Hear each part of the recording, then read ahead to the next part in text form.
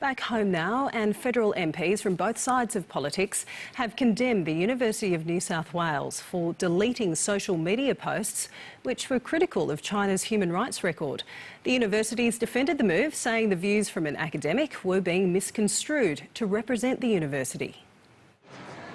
An institution which prides itself on diversity and academic freedom, but after removing social media posts critical of Beijing's crackdown in Hong Kong, it's the university facing a backlash. It's incredibly disappointing to see an Australian university cave on the core values of any self-respecting higher education institution, which is academic freedom and freedom of speech. Well, it's very disappointing to see the university carrying out self-censorship. At the weekend, it shared an article quoting adjunct lecturer Paterson. Now is a pivotal moment to bring attention to the rapidly deteriorating situation in Hong Kong.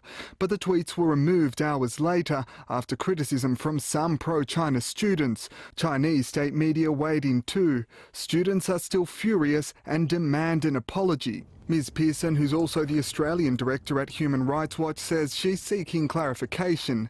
Clearly, that discussion hit a nerve for some pro-Chinese Communist Party supporters.